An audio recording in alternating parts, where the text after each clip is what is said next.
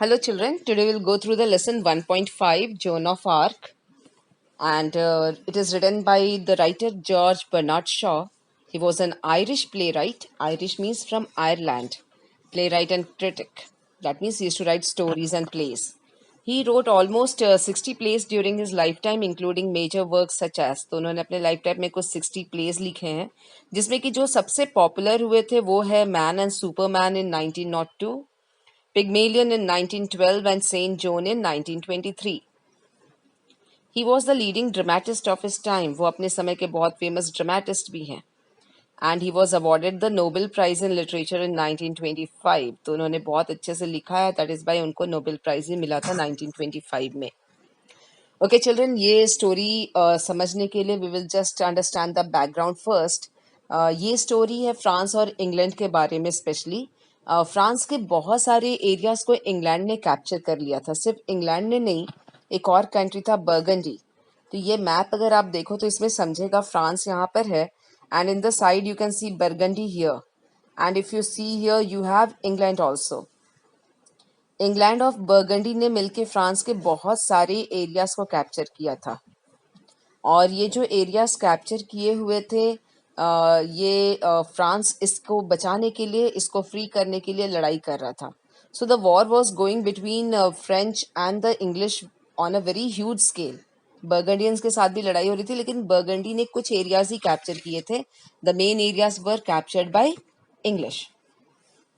तो ये जो वॉर इनके बीच में चल रहा था, ये ऑलमोस्ट 100 ईयर्स तक चलता रहा. बहुत लॉन्ग ड्यूरेशन तक वॉर चलता रहा, इसीलिए इस वॉर को 100 ईयर्स वॉर भी कहते हैं. Now the thing is that कि फ्रांस को बचाने के लिए उसकी आर्मी कितने ही साल से कंटिन्यूसली लड़ रही थी, बट फ्रांस को बचाया जा रहा था. आई मीन फ्रांस के जितने भी सिटीज थे, slowly and slowly they were going under the control of the English. और फिर ऐसे में एक लड़की आती है, her name is zone of arc, and she claims कि अगर उसको चांस दिया जाए तो वो फ्रांस को फ्रीडम दिलवाएगी. तो फ्रांस को फ्रीडम दिलवाने के पीछे इतना कॉन्फिडेंस उसको कहाँ से आया था?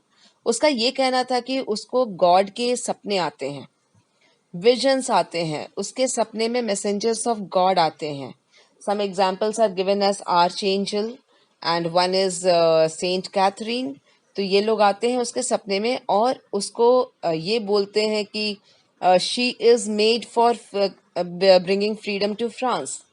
तो उसको फ्रांस के फ्रीडम के लिए आगे बढ़ना चाहिए, उसको बैटल फील्ड में जाकर फ्रांस को जिताना चाहिए.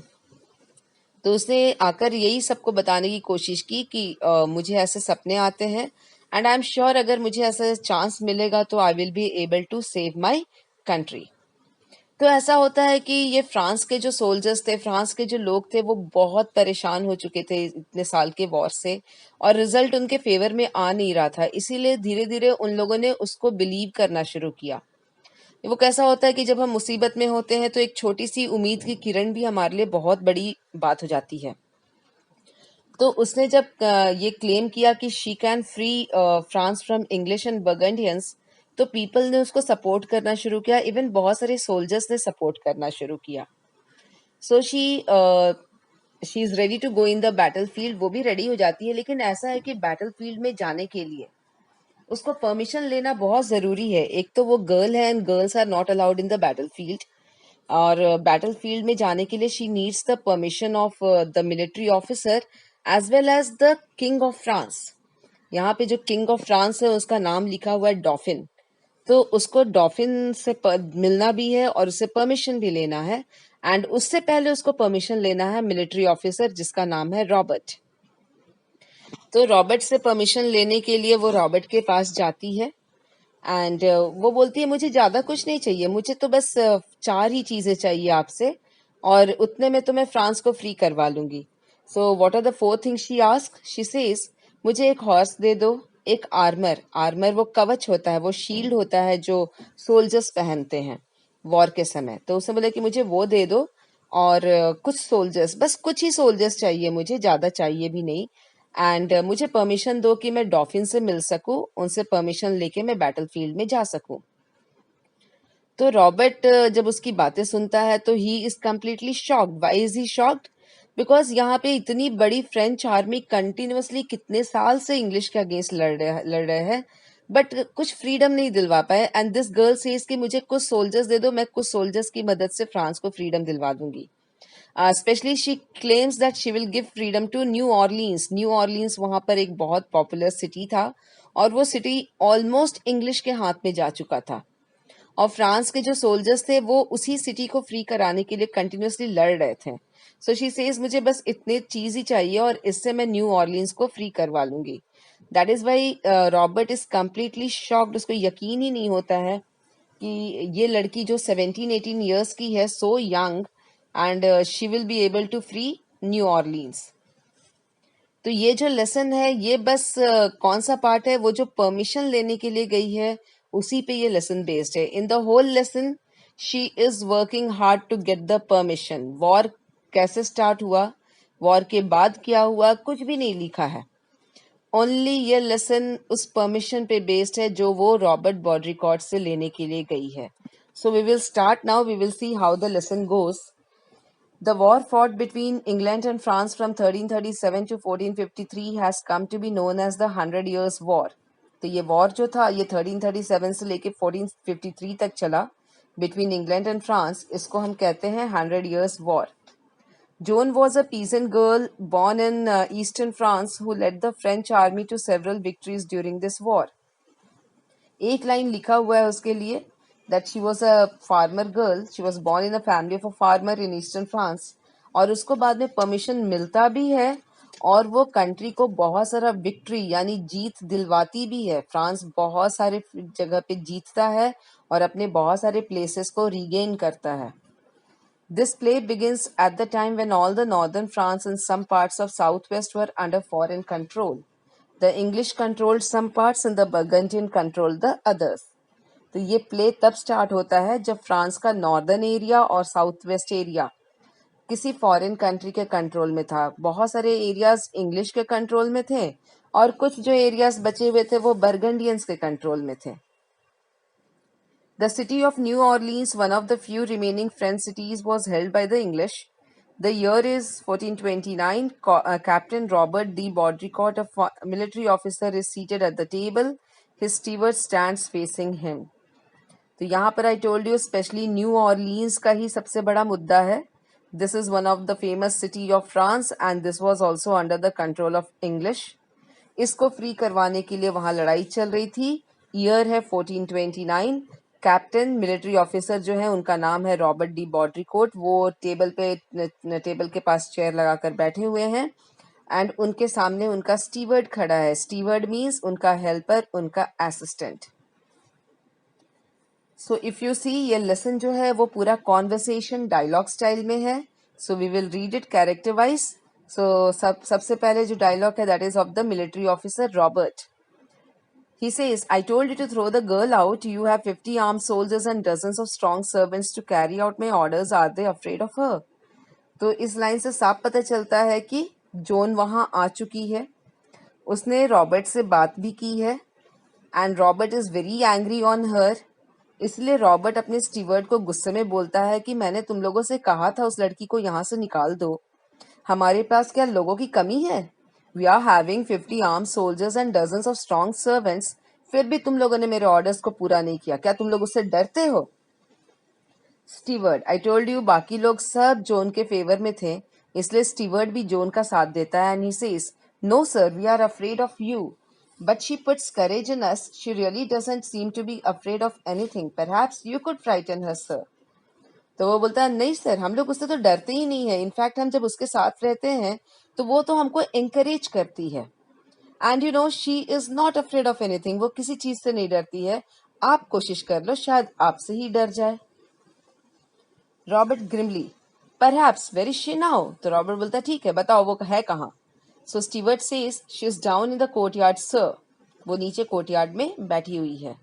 सो Robert goes to the window and asks the soldiers to send the girl up. तो उसने ऊपर से आवाज दिया रॉबर्ट ने अपने सोल्जर्स को और कहा कि उस लड़की को ऊपर भेज दो। तो जोन शी कम्स अप, उसका कुछ डिस्क्रिप्शन है यहाँ पे। लेट अस सी जोन को कैसे डिस्क्राइब किया गया है। The girl enters. She is a well-built, strong country girl of 17 to 18 years. The square's glare neither frightens her nor stops her. She speaks confidently. तो वो जोन एंटर करती है. She is well built, मतलब हट्टी कट्टी है. वो 17-18 years की ही है, लेकिन अच्छा उसका जो बॉडी फिजिक है काफी स्ट्रांग है. स्क्वेयर्स ग्लेयर, स्क्वेयर मतलब यहाँ रॉबर्ट, और glare means to look angrily, गुस्से में देखना. वो जैसे ही आती है रॉबर्ट उसको बहुत गुस्से से देखता है. But she is not at all afraid. वो ना तो डरती है ना ही रुकती है. उसको जो कुछ बोलना है वो कॉन्फिडेंटली रॉबर्ट को बोलती है. तो देखते हैं कि वो क्या बोलती है. She says, good morning captain squire. You are to give me a horse and armour and some soldiers and send me to the Dauphin. बोलती है मुझे आपसे सिर्फ 4 ही चीज चाहिए सर. सो गुड मॉर्निंग पहले वो विश करती है और फिर वो बोलती है कि मुझे सिर्फ आपसे 4 चीज चाहिए. एक हॉर्स दे दो, एक आर्मर, आर्मर कवच, शील्ड जो सोल्जर्स पहनते हैं वॉर में, एंड कुछ सोल्जर्स बस. एंड मुझे परमिशन दो कि मैं डॉल्फिन से मिल सकूं. नाउ रॉबर्ट जब वो उसकी बातें सुनता है तो उसको यकीन ही नहीं होता है कि इतने छोटे कम उम्र की लड़की में इतनी हिम्मत होगी कि वो उससे ऐसे आकर बात करे. So he says, this girl is mad, why didn't you tell me so, you blockhead. तो रॉबर्ट स्टीवर्ट को चिल्लाता है और बोलता है कि ये लड़की पागल है, तुमने इसके बारे में मुझे बताया क्यों नहीं. You blockhead means you idiot, you foolish. Steward उसके सपोर्ट में है तो क्या बोलता है, sir do not anger her, give her what she wants. तो स्टीवर्ट ने कहा कि sir why are you making her angry, दे दो ना उसको जो कुछ चाहिए. उसके बाद रॉबर्ट जॉन की तरफ टर्न होता है और जॉन से बात करता है और उसको बोलता है, so you are assuming that I will give you what you want. तो वो बोलता है तुमको ऐसा लगता है कि तुमने जो कुछ मांगा मैं तुमको दे दूंगा क्या. तो जॉन कॉन्फिडेंटली बोलती है, यस स्क्वेयर. और वो उसको कन्विंस भी करना चाहती है कि वो जो कुछ मांग रही है वो कोई इतना डिफिकल्ट चीज नहीं मांग रही है, और ना ही यहाँ पर रॉबर्ट का कोई बहुत ज्यादा लॉस होगा. तो वो कैसे कन्विंस करती है, let us see. She continues busily, वो बोलती चली जाती है. वो बोलती है, a horse will cost 16 francs, it is a big amount of money, but I can save it on the armour. वो बोलती है मुझे पता है आपको सिर्फ हॉर्स पे थोड़ा पैसा खर्च करना पड़ेगा. समवॉट 16 फ्रैंक्स, फ्रैंक्स फ्रांस की करेंसी है. तो उसने कहा कि आपको सिर्फ 16 फ्रैंक्स वहां खर्च करना पड़ेगा. ये बड़ा अमाउंट है, आई नो, बट बाकी सब में आपको कुछ पैसे नहीं खर्च करने हैं. स्पेशली आर्मर पे तो आपको पैसे खर्च करने ही नहीं है. तो इस तरीके से वो उसको कन्विंस करने की कोशिश करती है. लेट अस सी आर्मर के बारे में वो क्या कहती है. I don't need beautiful armour made to my measure. I can find a soldier's armour that will fit me well enough. I shall not. तो फिर वो बोलती है कि आर्मर में तो आपको कुछ खर्च करना ही नहीं है. मुझे कोई बहुत ब्यूटीफुल डेकोरेटिव आर्मर नहीं चाहिए, मुझे एक सिंपल सा आर्मर चाहिए.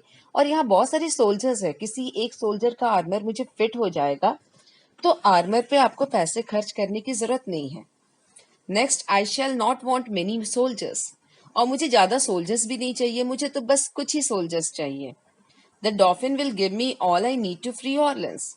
और लास्ट परमिशन मुझे चाहिए कि आप मुझे डॉल्फिन तक पहुंचने का परमिशन दीजिए, और मुझे और कुछ चाहिए रहेगा तो मैं डॉल्फिन से ही ले लूंगी, और आई एम श्योर मैं न्यू ऑर्लिन्स को फ्री कर लूंगी. Shocked to free Orleans. Robert जैसे ही सुनता है न्यू ऑर्लिन्स वो शॉक में आ जाता है कि यहाँ इतनी बड़ी आर्मी ऑर्लिन्स को फ्री करने में लगी है. और ये लड़की बोलती है कि बस वो इन 4 चीजों के मदद से she will be able to free Orleans. कुछ सोल्जर्स, एक हॉर्स, एक आर्मर, उसके बेसिस पे ये ऑर्लिन्स को फ्री करेगी. So he is totally shocked. Joan simply, yes squire, 3 men will be enough for you to send with me. Polly and Jack have promised to come with me. तो zone बोलती है, yes square, वैसे भी आप मुझे सिर्फ 3 और लोग दे दो ना. 2 लोग तो ऑलरेडी रेडी है मेरे साथ आने के लिए. एक तो पॉली है और दूसरा जैक है. इन लोगों ने प्रॉमिस किया है कि वो मेरे साथ आएंगे. ये दोनों भी रॉबर्ट के ही सोल्जर्स थे. तो पॉली और जैक ने प्रॉमिस कर दिया था जॉन को कि वो उसके साथ बैटलफील्ड में जाएंगे. सो जॉन सेज, ये 2 तो रेडी हैं, आप मुझे और 3 लोग दे दो. Robert, you mean Monsieur de Poulengey. तो वो पॉली का फुल नेम है. तो वो रॉबर्ट बोलता है कि तुम्हारे कहने का मतलब है कि मॉर्शियर डी पॉलिंजे ने तुम्हारा साथ देने का प्रॉमिस किया है. मॉर्शियर मीन्स सर और मिनिस्टर. सॉरी सर और मिस्टर, और पॉलिंजे का फुल नेम है बर्ट्रैंड डी पॉलिंजे। तो रॉबर्ट को यकीन ही नहीं होता है कि उसके सोल्जर्स इसका साथ देने के लिए रेडी हैं। सो ही सेज कि तुम्हारा कहने का मतलब है मॉर्शिया डी पॉलिंजे तुम्हारे साथ जाने के लिए रेडी है। तो वो और थोड़ा बढ़ाकर ही बोलती है, वो बोलती है yes squire, Jack will come willingly, he is a very kind gentleman and gives me money to give to the poor. तो यहाँ पे बताती है कि सिर्फ पॉलिंजे नहीं, और भी कुछ लोग उसके साथ जाने के लिए रेडी हैं। तो वो बोलती है हाँ पॉलिंजे तो आएगा ही, स्क्वेयर जैक भी मेरे साथ जाने के लिए रेडी है बैटल फील्ड में। वैसे भी वो बहुत ही काइंड जेंटलमैन है, वो तो अक्सर मुझे पैसे देते हैं और फिर मैं वो पैसे पुअर को दे देती हूँ। नेक्स्ट और भी कुछ वो नेम्स लेती है जो उसके साथ वॉर में जाने के लिए रेडी है। Like she says I think John Godse will come. तो बोलती मुझे लगता है ये जॉन गॉडसे भी आएंगे। Even Dick the Archer and उसके जो सर्वेंट्स हैं, इवन वो लोग भी मेरे साथ आने के लिए शायद रेडी हैं। जॉन ऑफ होनकोट एंड जूलियन, ये लोग भी मेरे साथ आने के लिए रेडी हैं। So there will be no trouble for you squire, I have arranged it all, you have only to give the order. तो बोलते कि अरे अगर आप देखो तो मतलब इतने सारे लोग मेरे साथ आने के लिए रेडी हैं, तो आपको तो कुछ करना ही नहीं है, मैंने तो सारा अरेंजमेंट कर लिया है। आपके तरफ से मुझे सिर्फ ऑर्डर, मुझे सिर्फ परमिशन ही चाहिए। Robert to the steward, is this true about मॉर्शिया डी पॉलिंजे? रॉबर्ट को यकीन ही नहीं होता है, वो स्टीवर्ड को गुस्से में बोलता है कि क्या ये सही बोल रही है, मॉर्शिया डी पॉलिंजे वाकई इसका साथ देने वाला है? Steward eagerly, yes sir, and about मॉर्शिया de Metz too, they both want to go with her. तो स्टीवर्ड ने और थोड़ा बढ़ाकर बोला, उससे बोला कि सिर्फ मॉर्शिया डी पॉलिंजे नहीं, मॉर्शिया डी मेट्स भी इसके साथ जाने के लिए रेडी हैं, so they both are going to support her. Robert goes to the window and shouts into the courtyard, "Send Monsieur de Pollinge to me, will you?" Robert को एकदम बर्दाश्त नहीं होता है, गुस्से में वो ऊपर विंडो से शाउट करता है और बोलता है कि मॉर्शिया डी पॉलिंजे को ऊपर भेजो। He turns to Joan, get out and wait in the yard. फिर वो जोन की तरफ मुड़ता है और जोन को बोलता है तुम जाकर कोर्टयार्ड में वेट करो मेरा। Zone smiling brightly at him, right square, she goes out. तो जोन को उसकी किसी भी बातों का बुरा नहीं लगता है। शी स्माइल्स एट हिम और वो बोलती है yes sir, right, I will go out, और वो वहां से चली जाती है। फिर रॉबर्ट अपने स्टीवर्ड को बोलता है गो with her, stay with in call and keep your I on her, I shall have her up here again. तो उसको बोलता है स्टीवर्ड को कि तुम उसके साथ जाओ, उसके साथ रहना, उस पर नजर रखना और बहुत दूर जाके नहीं बैठना। मैं किसी भी समय तुम दोनों को फिर से बुलाऊंगा, I will have to call her, I will have to talk to her, so just be with her near only. The steward retreats hastily. Bertrand de Pollinge, a French guard, enters, salutes and stands waiting. तो zone और steward दोनों चले जाते हैं। Robert वहां अकेला है, उसने पॉलिंजे को बुलाया था। उन दोनों के जाने के बाद पॉलिंजे वहां आता है, वो एक फ्रेंच गार्ड, एक फ्रेंच सोल्जर है। ही एंटर्स, वो एंटर करने के बाद रॉबर्ट को सैल्यूट करता है and stands in waiting means बहुत शांति से वो वेट करता है कि व्हाट रॉबर्ट हैज टू से। Okay, hello children, this is the second video for lesson 1.5. So in the previous video we just completed that Robert ने ऑर्डर दिया था कि जोन बाहर जाकर बैठो और पॉलिंगे से वो बात करने वाले थे। तो यहाँ पे पॉलिंजे के साथ उसकी क्या बात होती है, we will see here. She says you Jack and Dick have offered to go with her. What for? Do you take her crazy idea of going to the dolphin seriously? तो रॉबर्ट काफी गुस्से में है और वो गुस्से में ही पॉलिंजे से कहता है कि जोन ने मुझे बताया है कि तुम और जैक, तुम दोनों उसको सपोर्ट कर रहे हो और उसके साथ हर जगह जाने के लिए रेडी हो। तो तुम लोग इतने पागल जैसे कैसे बिहेव कर सकते हो? How can you be so crazy to support her crazy idea and that also going to meet dolphin? Poulengey slowly, there is something about her, it may be worth trying. Poulengey ने बहुत slowly, मतलब एकदम respect के साथ कहा कि उसके बारे में कुछ तो स्पेशल है सर, एंड वो जो कुछ बोल रही है we should really try it once. Robert, oh come on Polly, you must be out of your mind. So he's very angry and he says, you have really gone mad, how can you think in this way? Poulengey unmoved, मतलब Poulengey पे Robert की कोई डांट का, कोई बात का कोई असर नहीं हो रहा है। वो बहुत स्ट्रांगली डिसाइडेड है कि he has to support her. So he says what is wrong with it? The dolphin is in Chinon like a rat in a corner, except that he won't fight. The English will take Orleans. He will not be able to stop them. Chinon is a name of a place children. ये एक जगह है France में, और जो royal family थी डॉफिन और उसके जो बाकी जो रॉयल फैमिली किंग वाली फैमिली थी, वो फैमिली चिनॉन में ही छिपे हुए थे. इसलिए पॉलिंजी ने कहा कि अगर मैं जोन को सपोर्ट कर रहा हूँ तो क्या क्या उसमें गलत है. हमारा जो प्रिंस है डॉफिन, वो तो चिनॉन में एक रैट की तरह छुपा बैठा है. उसने अपने आर्मी को भेज दिया है लड़ने के लिए. वो तो कभी जाता ही नहीं है बैटल फील्ड पे लड़ने के लिए. तो obviously one day will come जब इंग्लिश ऑर्लिन्स को जीत लेंगे, and he won't be able to stop them. Robert, he beat the English the year before last at Montargis. I was with him. लेकिन रॉबर्ट ना बहुत ही ईमानदार officer है, और जिसके लिए वो काम करता है उसके लिए वो बहुत लॉयल भी है. इसलिए डॉफिन के अगेंस्ट वो कुछ सुन नहीं सकता है. तो पॉलेंजे ने जब डॉफिन के अगेंस्ट बोला तो उसने कहा कि यू कैन नॉट से लाइक दिस, बिकॉज पिछले साल की ही बात है. मॉन्टागस में हमारी लड़ाई इंग्लिश के साथ हो रही थी, और उस वक्त डॉफिन बैटलफील्ड में थे भी, और उन्होंने वो लड़ाई को जिताया भी था. तो we were the winners there. So you can not say कि डॉफिन लड़ने के लिए रेडी नहीं है. पॉलेंजे, but his men are cold and now we can't work miracles. And I tell you that nothing can save our side now but a miracle. तो पॉलेंजे ने कहा कि वो तो पिछले साल की बात थी. अभी कैसी है उनकी कंडीशन? आज उसके जो मेन है, उसके जो आर्मी है, they are all cowed. Cowed means frightened. And कोई मिराकल हो ही नहीं सकता है. एंड आई टेल यू, अगर कुछ हमको आज सेव कर सकता है तो वो कोई मिराकल ही है. कोई चमत्कार अगर होगा तो ही फ्रांस बच सकता है. Otherwise it is difficult to save France. Robert, miracles are all right, Polly. The only difficulty about them is that they don't happen nowadays. तो रॉबर्ट ने कहा कि मैं अग्री करता हूँ कि मिराकल्स ही हमको बचा सकते हैं. It is right, but poly, आज के दिनों में मिराकल्स होते कहाँ हैं? Miracles don't happen nowadays.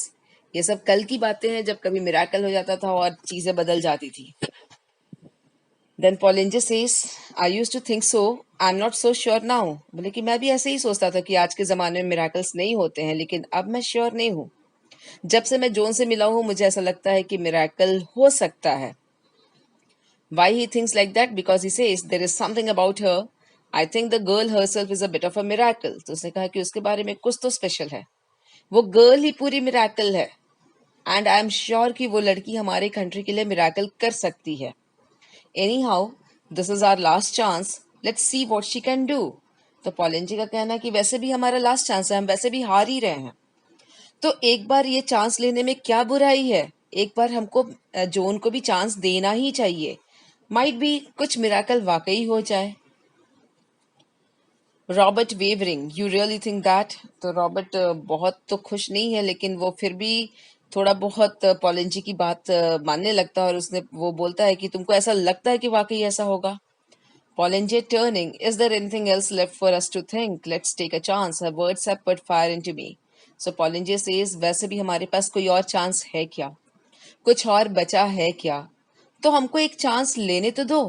And you know, whenever I am with her words put fire into me. Put fire into me मतलब है inspire and motivate.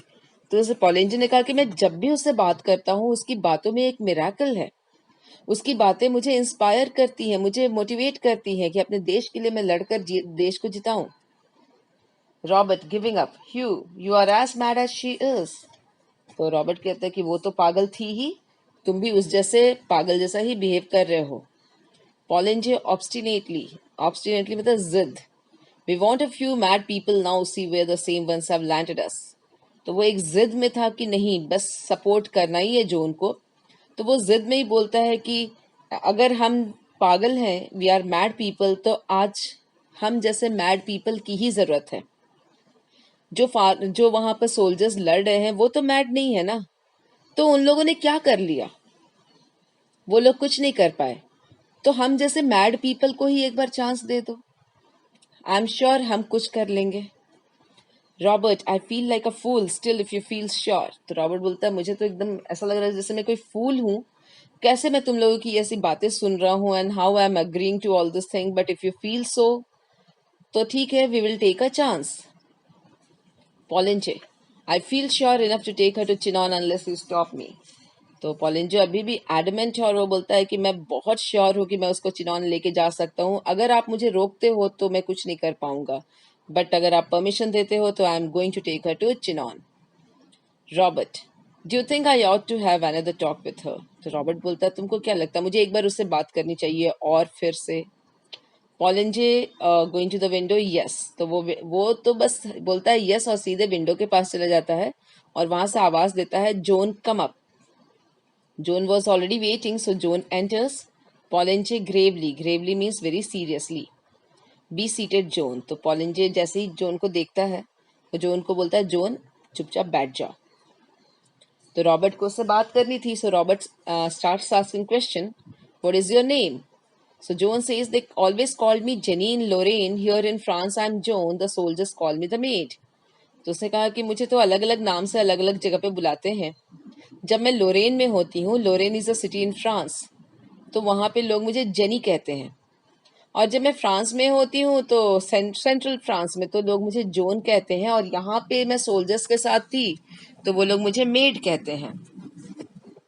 How old are you? 17, so they tell me, it might be 19, I don't remember.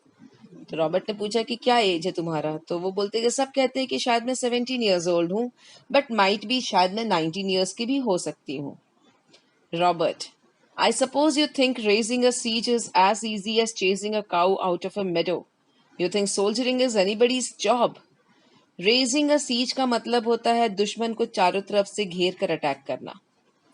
तो Robert ने यहाँ एक comparison दिया है। उसने कहा कि तुमको क्या लगता है एक सोल्जर का जॉब इतना आसान है कि गए सोल्जर्स पे अटैक किए और उनको गाय बकरियों की तरह अपने खेतों से निकाल दिया? डू यू थिंक जैसे हम गाय को अपने कल्टीवेटेड लैंड से मार कर निकाल देते हैं, उतना आसान है क्या सोल्जर्स को भी जस्ट थोड़ा सा अटैक करके निकाल देना?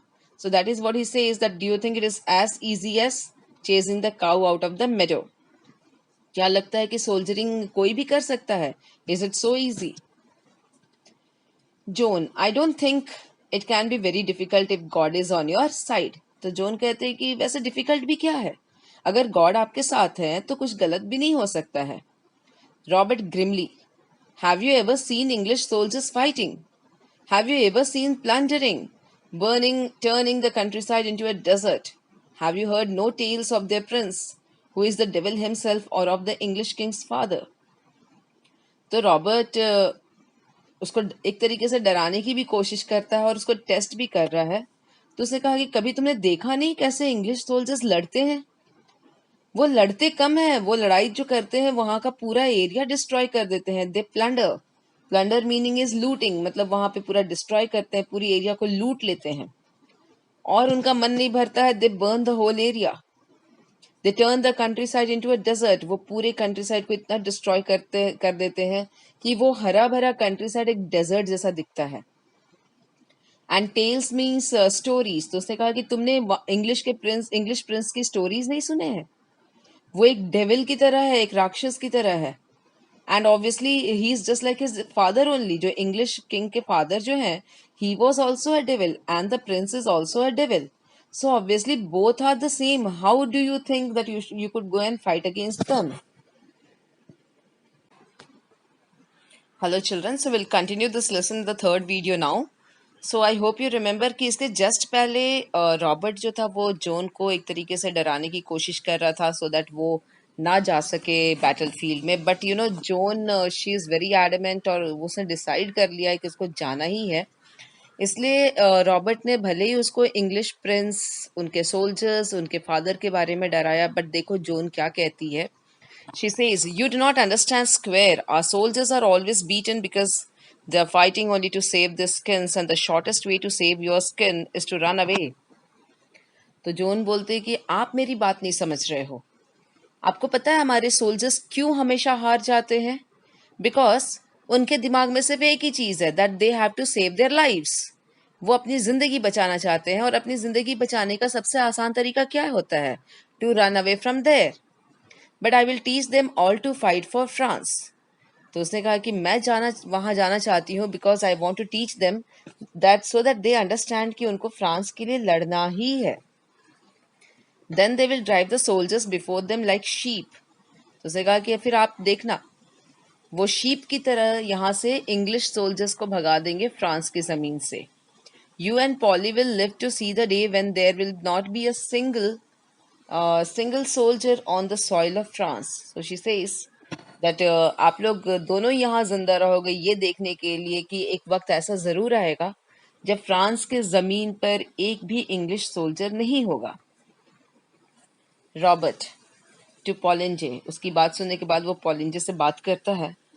This may all be nonsense, Polly, but the troops might just be inspired by it, though nothing that we say seems to put any fire into them.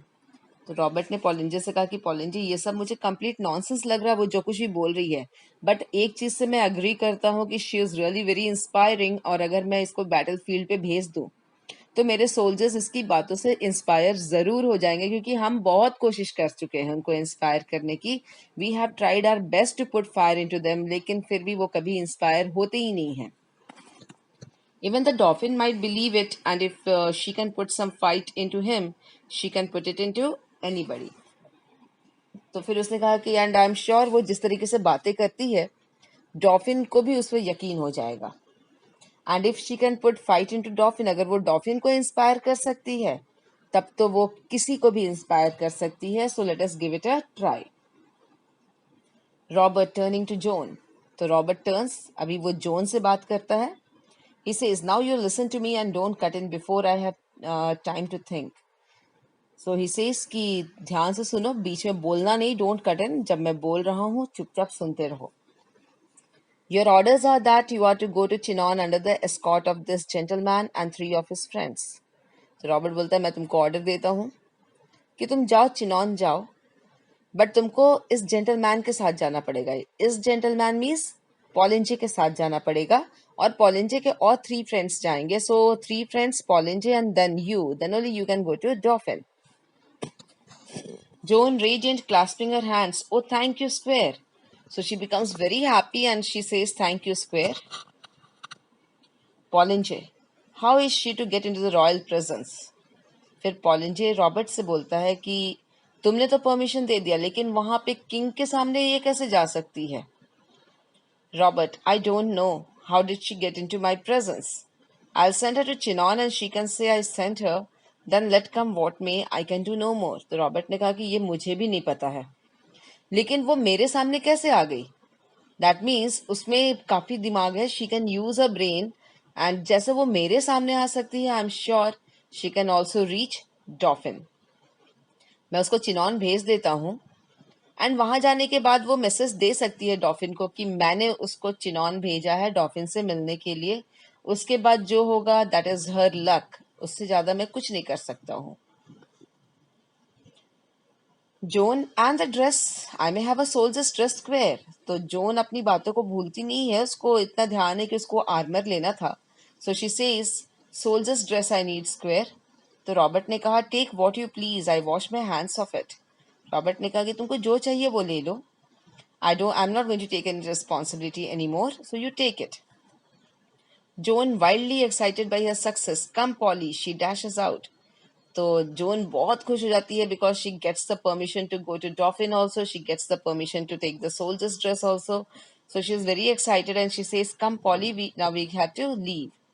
Robert shaking hands, shaking Paulinge's hand. Goodbye, old man. I'm taking a big chance. तो Robert ने उसको बोला good by old man, मैं बहुत बड़ा chance ले रहा हूँ तुम्हारे कहने पे. Few other men would have done it, but as you say, there is something about her. तो रॉबर्ट ने कहा कि बहुत कम ही लोग ये चांस लेते, मैंने भी लिया है, बट तुमने कहा कि there is something about her, इसलिए मैंने ये चांस लिया है. Poulengey, yes there is something about her, goodbye. तो उसे बोला कि यस, उसके बारे में समथिंग समथिंग स्पेशल है, एंड आई एम श्योर कि हम मिराकल करके फ्रांस को जिताएंगे. And goodbye. And this permission, I told you the lesson was on permission. Permission उसको मिल जाता है, उसको जो कुछ भी चाहिए था सब कुछ मिल जाता है. So the lesson has come to an end. हालांकि इसके लास्ट में वॉर में ऐसा होता है कि जब वो डॉफिन से मिलती है तो डॉफिन उसकी बातों में आ जाते हैं. He is also inspired and he gives a permission that she can go to the battle field. तो बैटल फील्ड में वो कुछ 3-4 हज़ार सोल्जर्स के साथ ही जाती है सिर्फ। There she fights, New Orleans को भी फ्रीडम दिलाती है, plus slowly and slowly she starts bringing freedom to other parts of France also. तो उसने जो सपने देखे थे वो डिवाइन विजन्स वो सब सच्चे भी होते हैं, and in the end she is able to bring freedom in France. So this was the story, children. Thank you.